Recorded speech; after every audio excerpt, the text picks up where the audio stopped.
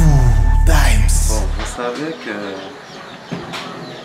l'insécurité dans la plaine de la Ruzizi, ce n'est pas une question qui commence maintenant. Il y a plusieurs années déjà qu'on observe cette situation d'insécurité dans la plaine. Et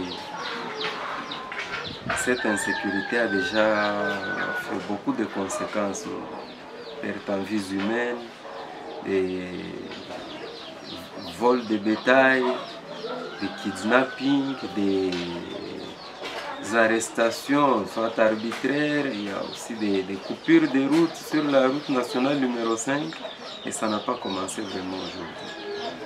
Ça a commencé avec l'avènement du mouvement Maï Maï Moulélé dans les années 60. Lorsque le feu président Mobutu a essayé un peu de maîtriser la sécurité, nous avons vraiment connu une accalmie jusqu'à ce que, après la période de la FLE, cette situation a encore écrit.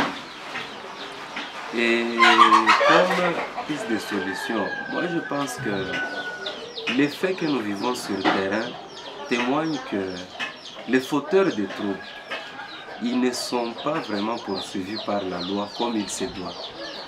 Parce que parfois on peut mettre la main sur un bandit, mais après 2 jours, il est relaxé parce qu'il y a tel ou tel politicien qui ont appelé, parce qu'il y a un mouvement qui a fait pression, et voilà, le fauteur de troubles est relaxé. Et lorsque ces bandits se mettent cela dans leur tête que non, voilà, même si je faisais mal à la population, donc il y a quelqu'un qui me soutient et qui est prêt à me faire libérer. Et c'est ce qui fait que vraiment cette situation ne trouve pas de solution. On a déjà fait beaucoup de dialogues, on a déjà fait beaucoup d'ateliers, des assises, on a déjà voyagé partout dans ce pays pour aller se mettre autour d'une table et chercher une solution. Mais on n'a toujours pas cette solution parce qu'il y a évidemment ce que je viens de dire là qui se présente et que les fauteurs de troubles n'ont jamais été inquiétés comme il se doit pour arrêter ces... Et vous estimez que lorsque...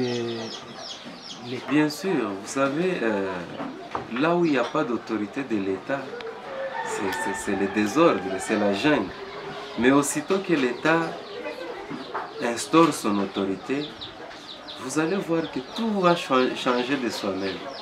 Tout va changer de soi-même et que tout le monde sera libre de vaquer dans ses occupations. On n'aura plus à avoir peur de quitter Bukavu pour Uvira et vice-versa. Donc, aussitôt que l'autorité de l'État est rétablie, donc la paix que nous souhaitons doit aller de pair avec la justice.